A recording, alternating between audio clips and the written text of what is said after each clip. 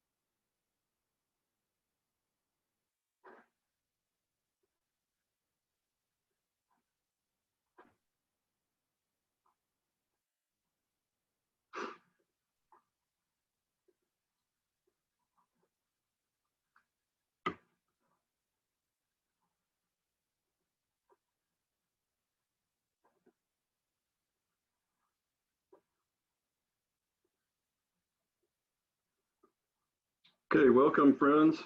I'll just give you a quick rundown on the biography of Howard Thurman. He was an African-American minister who was heavily involved with Quakers throughout the 20th century and was a student of Rufus Jones and had a long-time friendship with him and had close, collegial and friendship relationships with other Quakers as well, including Wilmer Cooper, who was at Earlham College and had Howard Thurman come and teach there for a semester. Let's see, I'll try to do this chronologically. So Howard Thurman was born in Daytona Beach, Florida, in 1899, and was, of course, very segregated. There were no high schools for African American kids in Daytona Beach. The closest one was, I think, 90 miles away or so in Jacksonville. He managed to. He grew up, very loving family. His strong influence of his grandmother as he was growing up, who was, had experienced slavery and was, but a very devout Christian and some, with some unique twists. And he managed to, well, I can say one other thing. When he was growing up, he always had a close connection with the Black Baptist Church. And when his father died, his father had been like a just really wonderful parent and good man, but he was quote unquote unchurched. And so when there was a memorial service for his father, the pastor of the Baptist church refused to give the sermon, and pastor was brought in from somewhere else And that pastor basically talked about how his father was going to go to hell. And so that was kind of his first experience, one of his first experiences of institutionalized Christianity, and set him on the road to having a more thoughtful interaction with faith over the course of his life. He managed to go to high school in Jacksonville, despite the distance, then went to Morehouse College, where I think he graduated at the top of his class. Then he went on to Rochester Seminary in New York, where he got his divinity degree, and then went about having pastorates. He had a pastorate in Oberlin, and then he went on to be the dean of the chapel at Howard University for over a decade, and then at Boston College did the same thing. Was there that he was a mentor to Martin Luther King, and first met him there, and had a relationship with King then for the rest of King's life. Well, yeah, rest of King's life. And then in 1944, Howard Thurman became pastor of a church in San Francisco called the Church for the Fellowship of All Peoples, which the idea for which sprung out of his drive to his realization, a very stark realization of the effects of segregation on religion, spirituality, and especially coming out of his experience in the South, and his sense that segregation and white supremacy would not be overcome until all peoples could worship together in the same space. And so that church was formed in 1944 by, among other things, the Fellowship of Reconciliation, with which he was active, intentionally to bring people of all cultures and colors together. And I put the link to it in the chat, its current incarnation. So in 1929, I guess when Howard was about 30, he studied at Haverford with Rufus Jones. That's when they first met. Then in the 1930s, he was the first delegation of African Americans to visit Gandhi in India. And Jones, Thurman had a long, as I said, relationship with Quakers. He was a presenter in one way or another at both Friends United meetings and at Friends General Conference, which is fairly remarkable that he was given like big roles in each of those. Given their differences, he bridged that quite easily. And in some of my reading, I noted that when he was at Friends United meeting, he talked a lot about Jesus and, interpret Bible verses and so forth. And there was one note in one of the things I read that when he gave a speech at Friends General Conference, he didn't mention Jesus at once. I'd say that, so what brought me to Howard Thurman was his book, Jesus and the Disinherited, which has been called perhaps the first liberation theology. He published it in 1949. And it is indeed a reflection on who Jesus is in relation to the disinherited, in relation to oppressed peoples, wherever they might be, but with particular emphasis on the oppression of African Americans in the United States.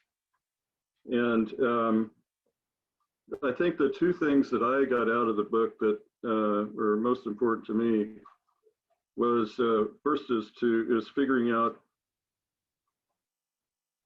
how to escape the influence of the Apostle Paul in my own thinking, and to liberate myself, I guess, from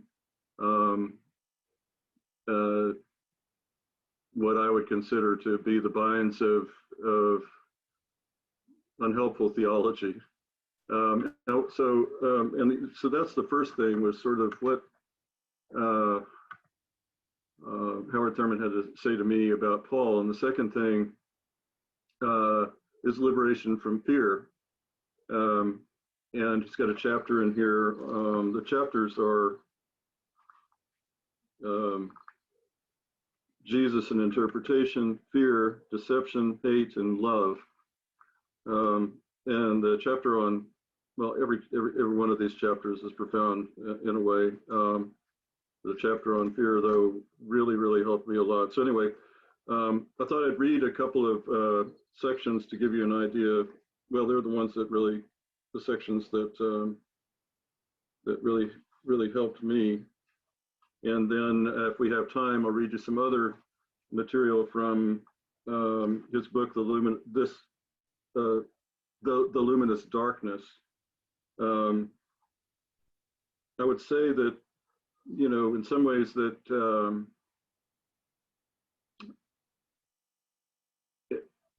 Jesus and the Disinherited is sort of a survival manual for the oppressed, but it speaks to the oppressors in a way that, for me, was incredibly enlightening.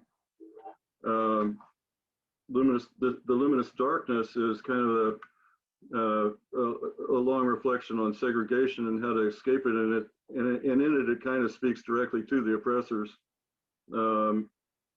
at least in terms of defining, sort of orienting them to their own responses to segregation, and the different kinds of responses that they can have, the ultimate one being a decision to be anti-racist and to change the system. So here is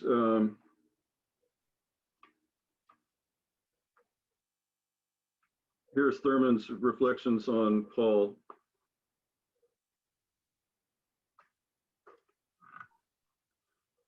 During much of my boyhood, I was cared for by my grandmother, who was born a slave and lived until the Civil War on a plantation near Madison, Florida. My regular chore was to do all of the reading for my grandmother. She could neither read nor write. 2 times a week, I read the Bible aloud to her. I was deeply impressed by the fact that she was most particular about the choice of scripture. For instance, I might read many of the more devotional Psalms, some of Isaiah, the Gospels again and again, but the Pauline epistles, never, except at long intervals, the 13th chapter of 1 Corinthians. My curiosity knew no bounds, but we did not question her about anything. When I was older and half through college, I chanced to be spending a few days at home near the end of the summer vacation. With a feeling of great temerity, I asked her one day why it was that she would not let me read any of the Pauline letters. What she told me, I shall never forget. During the days of slavery, she said, the master's minister would occasionally hold services for the slaves. Old man McGee was so mean that he would not let a Negro minister preach to his slaves. Always the white minister used as his text something from Paul. At least 3 or 4 times a year, he used as a text, slaves, be obedient to them that are your masters, as unto Christ. Then he would go on to show how it was God's will that we were slaves, and how if we were good and happy slaves, God would bless us. I promised my Maker that if I ever learned to read, and if freedom ever came, I would not read that part of the Bible.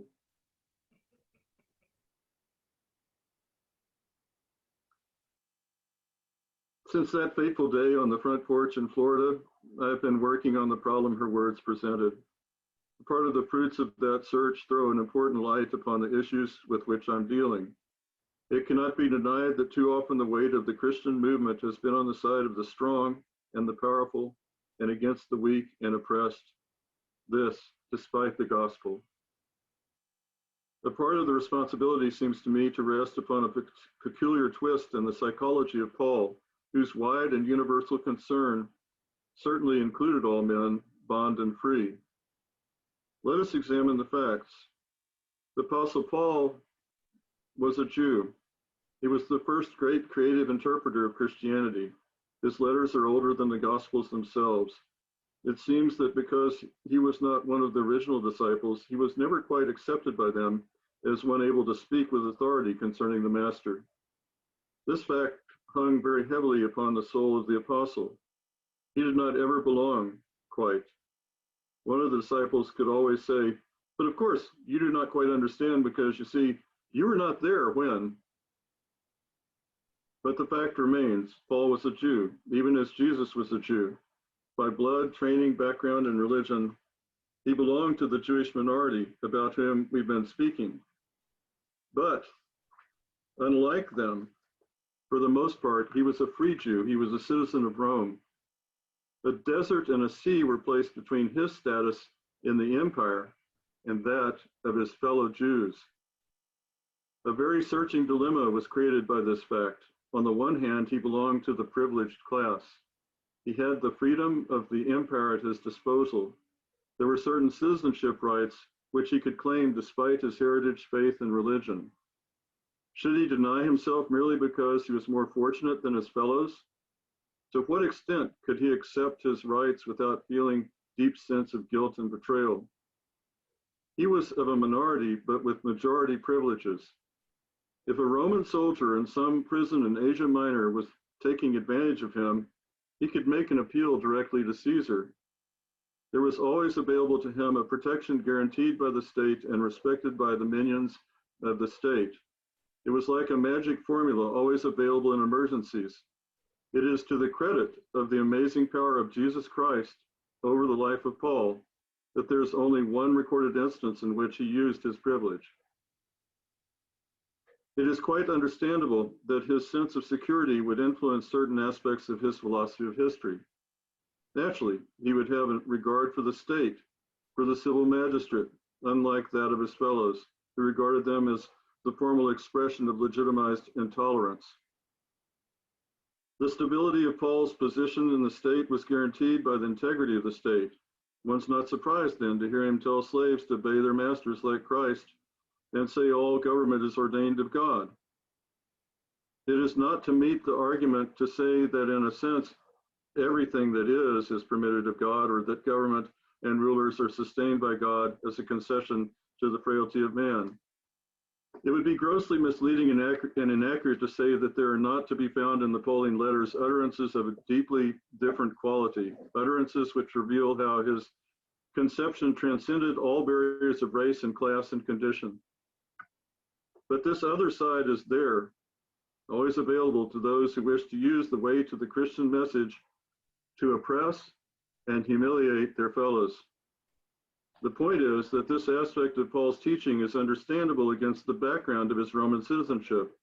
It influenced his philosophy of history and resulted in a major frustration that has borne bitter fruit in the history of the movement which he, Paul, did so much to project on the conscience of the human race. Now, Jesus was not a Roman citizen. He was not protected by the normal guarantees of citizenship, that quiet sense of security which comes from knowing that you belong, and the general climate of confidence which it inspires. If a Roman soldier pushed Jesus into a ditch, he could not appeal to Caesar. He would just be another Jew in the ditch. Standing always beyond the reach of citizen security, he was perpetually exposed to all the arrows of outrageous fortune, and there was only a gratuitous refuge, if any, within the state. What stark insecurity! What a breeder of complete civil and moral nihilism and psychic anarchy! Unless one actually lives day by day without a sense of security, he cannot understand what worlds separated Jesus from Paul at this point.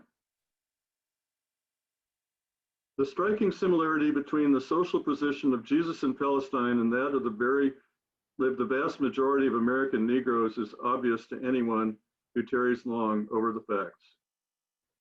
We're dealing here with conditions that produce essentially the same psychology.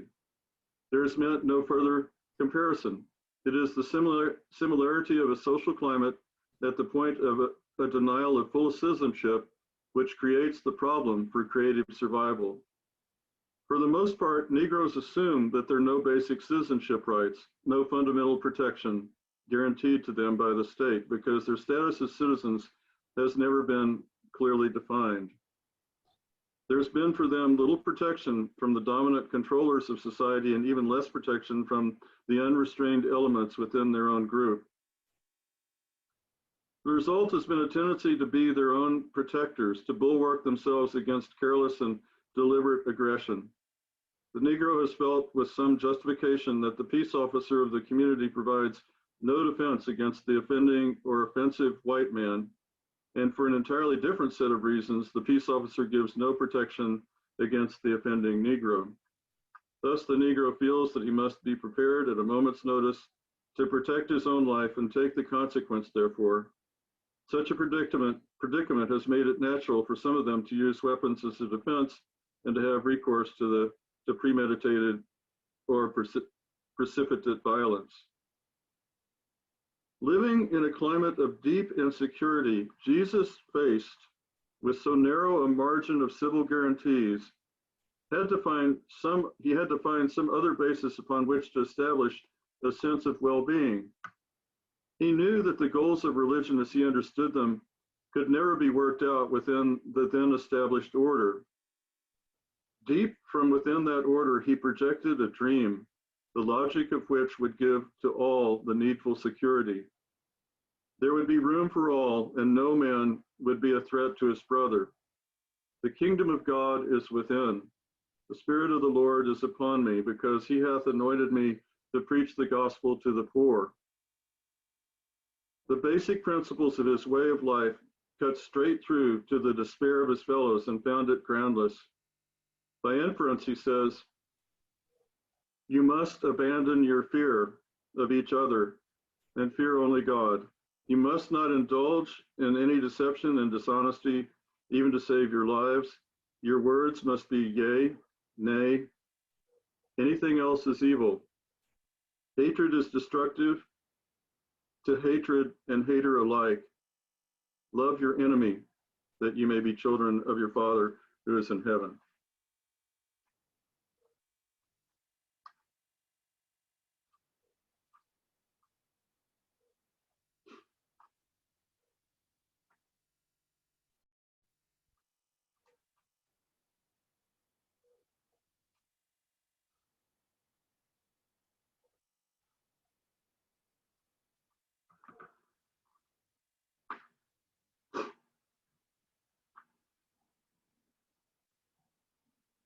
Here are a couple of reflections from the chapter on fear.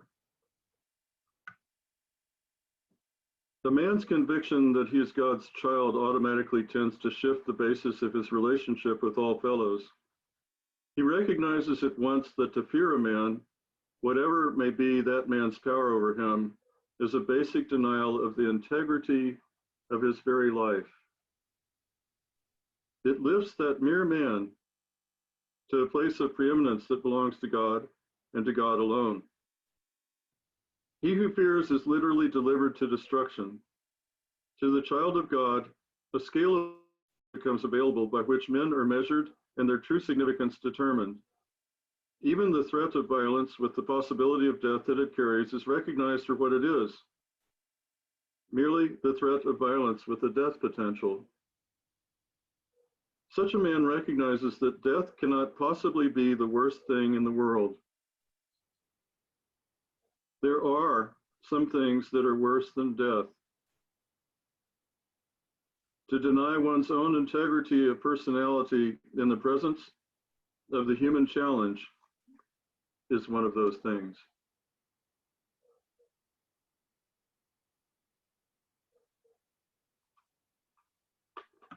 Nothing less than a great daring in the face of overwhelming odds can achieve the inner security in which fear cannot possibly survive. It is true that a man cannot be serene unless he possesses something about which to be serene. Here we reach the high water mark of prophetic religion, and it is in the essence of the religion of Jesus of Nazareth. Of course, God cares for the grass of the field which lives a day and is no more, or the sparrow that falls unnoticed by the wayside. He also holds the stars in their appointed places, leaves his mark in every living thing, and he cares for me. To be assured of this becomes the answer to the threat of violence, yea, to violence itself. To the degree to which a man knows this, he is inconquerable from within and without. When I was a very small boy, Halley's Comet visited our solar system. For a long time, I did not see the giant in the sky because I was not permitted to remain up after sundown. My chums had seen it and had told me perfectly amazing things about it. Also, I heard of what were called Comet Pills.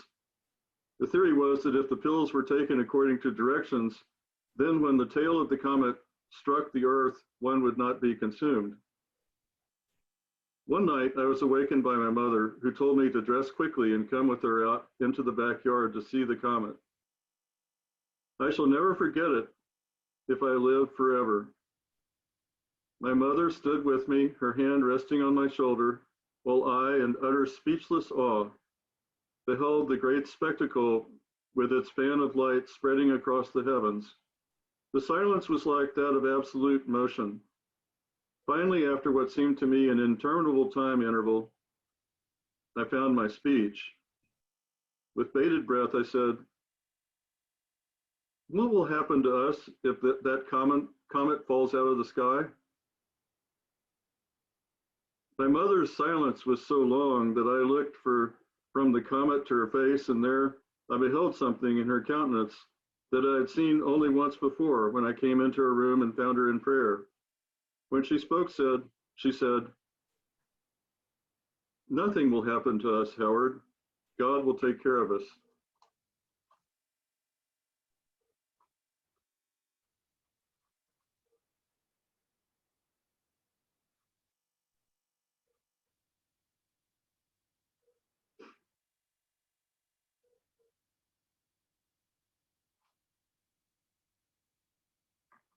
Here's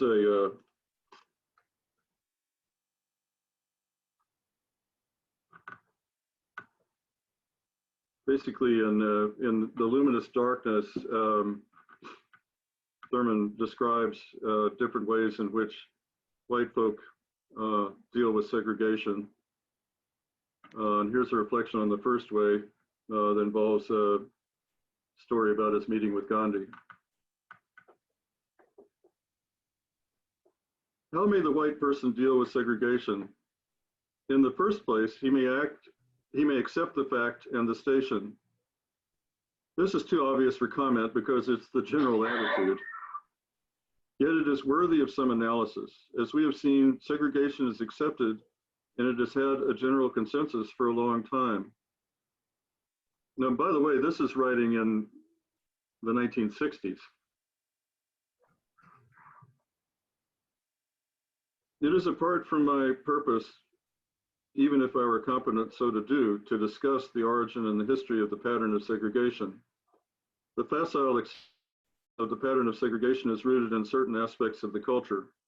The identification of blackness with evil, with the ominous, the destructive, the terrifying is all through the language both sacred and profane. Black magic is evil, so is black crime. but a white lie is acceptable, one could go on. In a religion such as Christianity, the image of God in the mind of many Christians is that of a kindly, benevolent, bewhiskered white man seated on a white throne surrounded by blonde and brunette angels who stand ready to serve him in praises or as messengers. The devil, on the other hand, is the prince of darkness, while the imps of the devil are black, hence the phrase, black as an imp. Now this is strong medicine even for the pure in heart. What a vote of confidence it must have been to a white person to feel that the creator of the universe was made in his image. Of course, there's nothing unusual about the notion that God is imaged in accordance with the ideal of the beholder. The advantage is obvious. One of the things most puzzling to Gandhi about slavery was the fact that the slaves accepted the religion of the masters. This meant that the psychological and moral advantage was always on the side of the slave system. Slave and master prayed to the same God, but as slave and master. Gandhi wondered why the slaves did not become Muslims.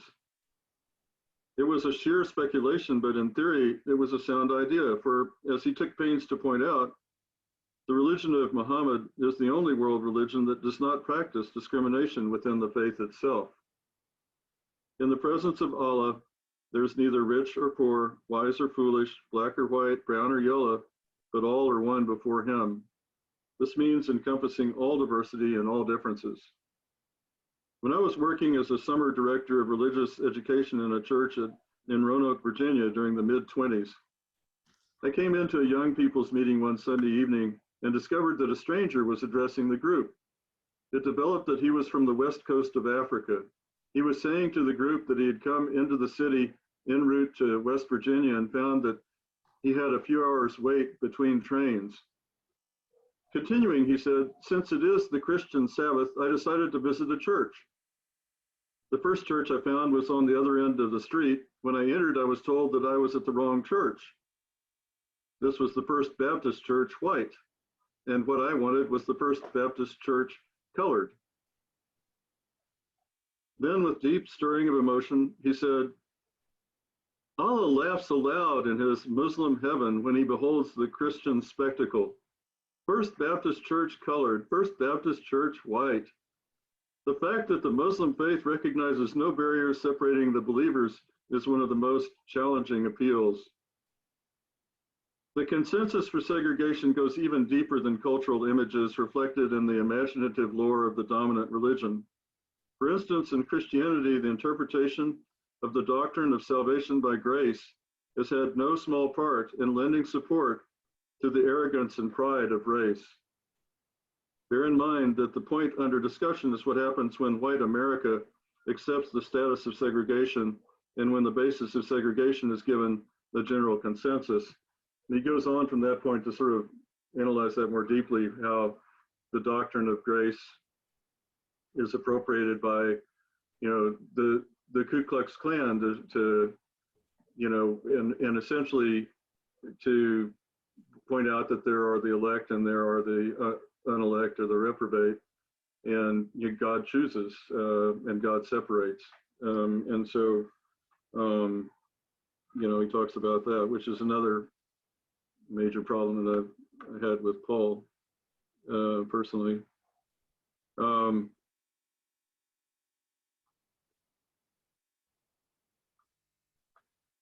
Oh,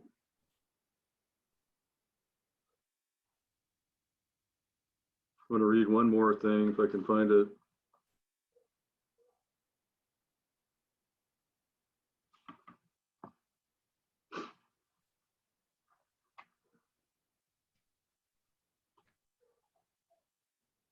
Yeah, here it is.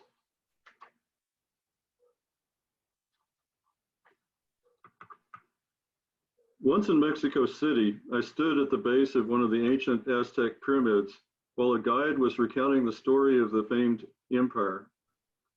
He said that the Aztecs had conquered all the kingdoms around, only to discover that such military conquests had placed the whole structure of their religion in jeopardy. At a certain time each year, the most important rite in their religious ceremony was the sacrificing of a young, healthy male warrior. who had been taken in battle. He was sacrificed at the top of the pyramid and his body hurled down the steps before the assembly at the base. But when all the surrounding nations were conquered, there were no sacrifices available. Very thoughtfully, it was decided to unconquer a nation, engage it in battle once a year, capture a healthy young man, and sacrifice him at the appointed time.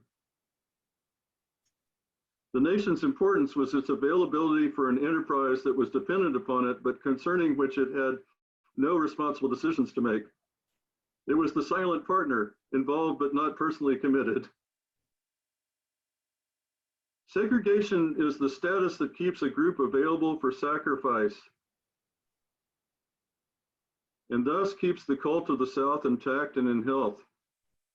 Hence, when it is threatened, the fear, the anger, and the guilt become manifest. Any attack on the system is an attack on the world of meaning and reality of the South. Every defense, even to the taxing of all the total resources, must be rallied. It is not so much a fight against Negroes as such, as it is a fight in defense of the soul of the region, of the religion of the cult. And this is the measure of the estimate that the South places upon the significance of the life of the Negro in its midst. It is only in latter days of desperation that one hears spokesmen express a willingness for Negroes to leave the region.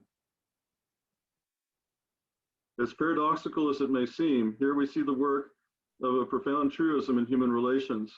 The measure of one man's estimate of another is often found in the power of the kind of weapon that he feels he must use in order to contain him. When our children were very small and I accompanied them on visits to their grandmothers in Florida and in Arkansas, it was necessary again and again to help them deal with the deep hurt and pain of segregation. Why can't we go over there and swing in the playground? Why can't we go in there and get a dish of, why sit in this crowded coach and there's plenty of room in the other coach? Why must we sit in this dirty railway waiting room and the other waiting room is so clean and well lighted? With great care and in as resourceful a manner as my love and imagination could conjure, I tried to make it clear to them that the measure of a man's estimate of you is the extent to which he feels he must go in order to hold you in a designated place. I would say to them that segregation indicates the extent to which men may go to isolate themselves from others, and it is therefore an expression of the strength of the isolated ones. A white society must array all the forces of legislation and law enforcement. It must falsify the facts of history, tamper with the insights of religion and religious doctrine, editorialize and slant news and the printed word. On top of that, it must keep separate schools, separate churches, separate graveyards, and separate public accommodations. All this in order to freeze the place of the Negro in society and guarantee his basic immobility. Yet all this is but partial indication of the high estimate that such a society places on him. Once again, to state it categorically, the measure of a man's estimate of your strength is the kind of weapons he feels he must use in order to hold you fast in a prescribed place.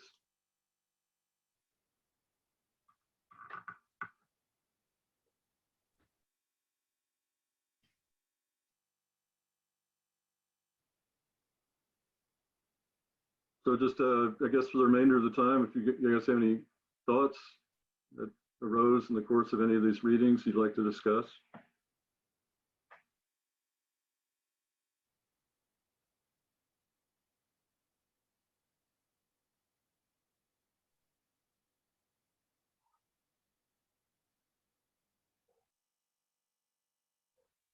I have a question about Thurman's influence on Gandhi. How much do we know, his influence on Martin Luther King? How much do we know about how much Thurman had to do with Martin Luther King's devotion to nonviolence? That's a good question that I don't have a complete answer to, but it does give me the opportunity to and it looks like Howard might have an answer. It does give me an opportunity to point out that I put in the chat a really great article by Stephen Angel, called Howard Thurman and Quakers. And it's a very extensive study of his relationship to Quakers. What I know about his relationship to King is that when Thurman was at Boston University, that's when King was there at the same time. And Thurman had a mentoring relationship to King at that point. I'm pretty sure that they stayed in some contact after that. I read somewhere at one point a long time ago, I can't cite the source, that King was very much, he loved Jesus and the Disinherited, and carried a copy of it around with him on his journeys during the Civil Rights movement. Howard, you got something to add that you can add to that? Well, this is kind of coming at it slantwise through Bayard Rustin. Okay. When I had to research several years ago a form that I was giving on Rustin, it sounds like King had an evolution toward this that was probably started at his time, you know, in school with Thurman. And then, but when Rustin was first invited to come talk to King at his house, he noticed that King had, at that time, this is the mid-50s, had armed bodyguards, and there were even weapons, you know, sitting around. And Rustin asked King, well, you talk about nonviolence, and King saw nonviolence as a tool.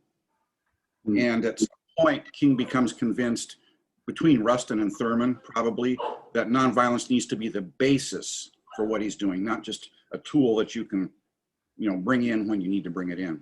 So and I think this is the mid-50s, so it's probably several of these influences that he had, both from Thurman and from Rustin and others.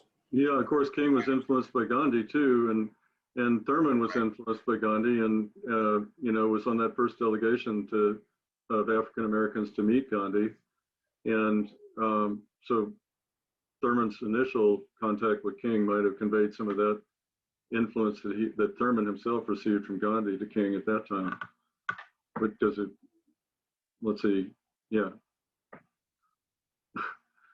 that works in terms of this. I have a question for you, Walter. And pardon me for jumping in, but this is a question.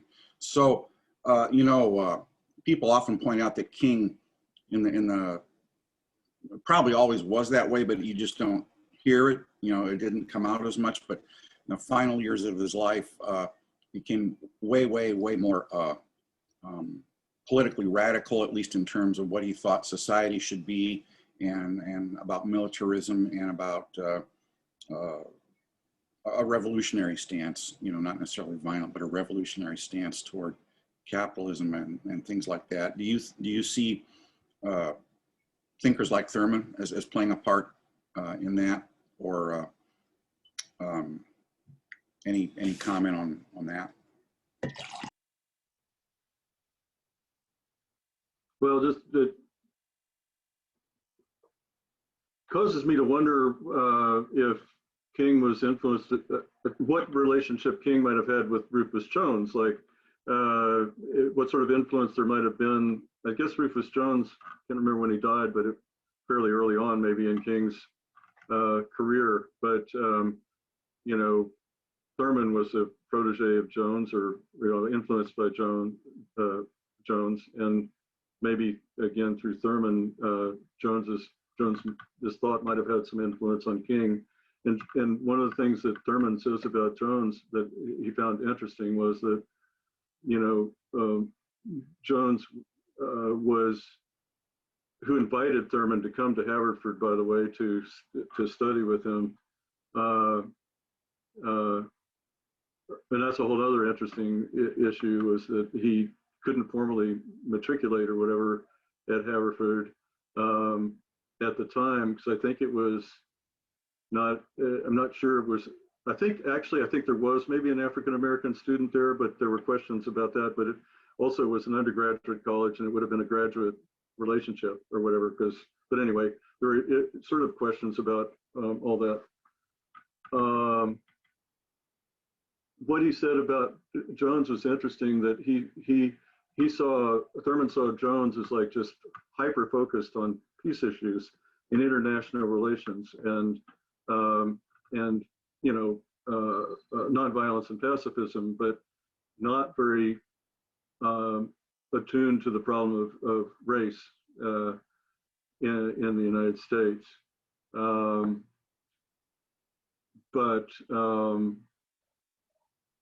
Yeah, I could speculate though that pretty easily that and like traveled all over the world and met all kinds of people in different societies, and this informed his his ultimate decision to create and be involved in a church that was open to all peoples and all faiths, basically. So I think that sort of maybe that kind of international experience that Thurman had might have had some influence on King. I guess certainly the pacifism. I don't know. I haven't in what I've read of Thurman, haven't read much of a critique of capitalism per se, but incredibly incisive critiques of segregation, racism, religion.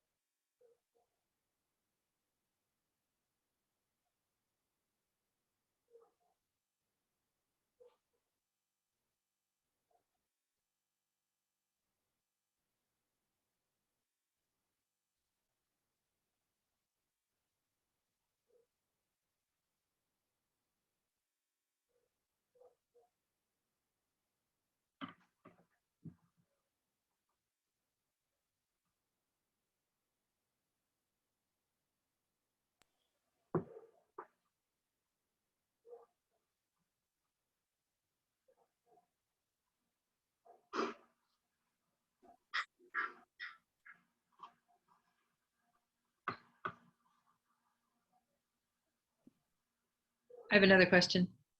Can you talk a little bit more in your own words about what you learned about fear from Thurman?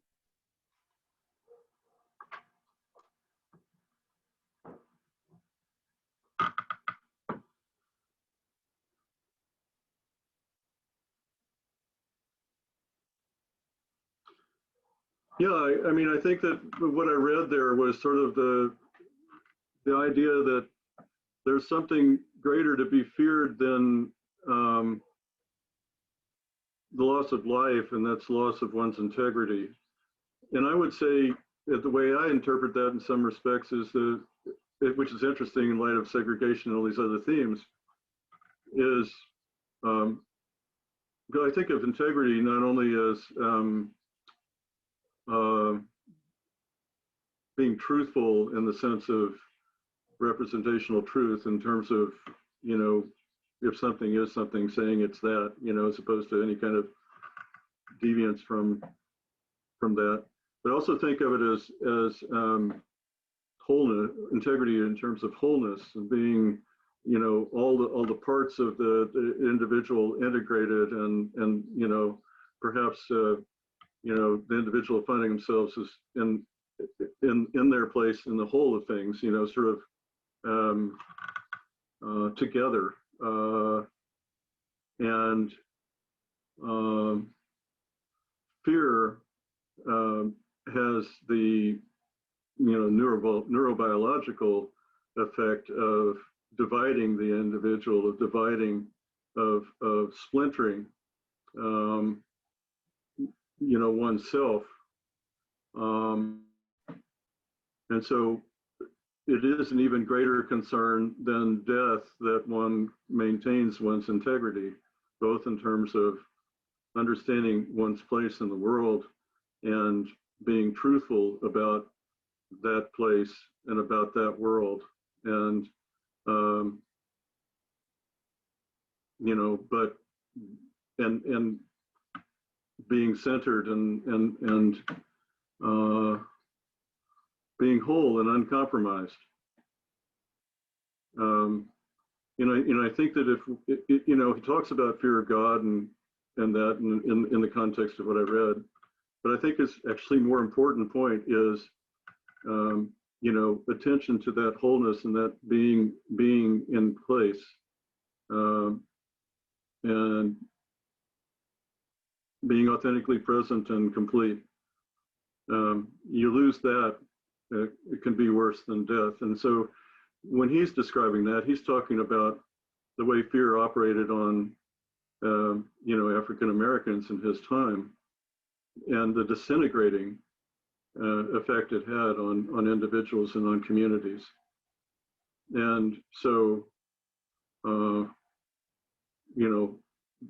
one should fear that as a greater threat than death even.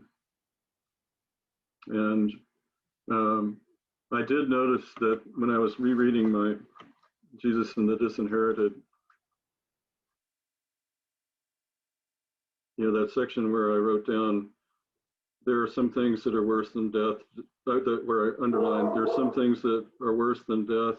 To not deny one's own integrity of personality in the presence of the human challenge is one of those things. And under that, in my, my handwriting, this is more than 10 years ago, a long time ago when I first read this book, I wrote the word Napoleon.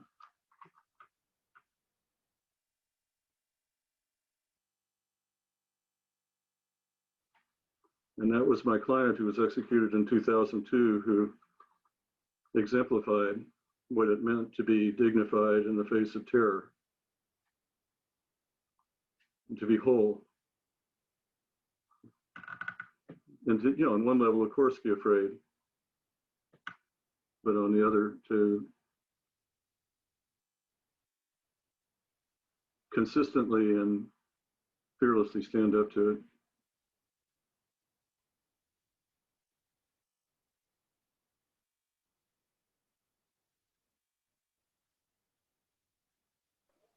Friends, I don't know who's from adult religious education here. I think I see Mary there in the foreground. It's a few minutes before we have to quit. Is there one last question anyone might have before we conclude?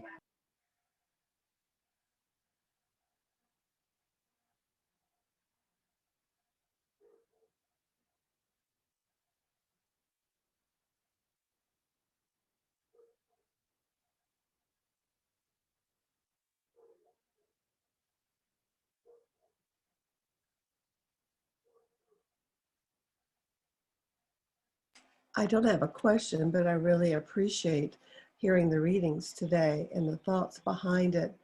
And it gives me courage to think of these things, and how it applies to the various movements going on and our day-to-day integrity.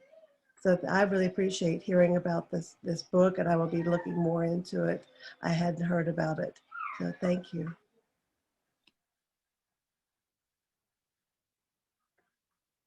Yeah, I encourage you all to download the couple of things that I put in the chat about Thurman.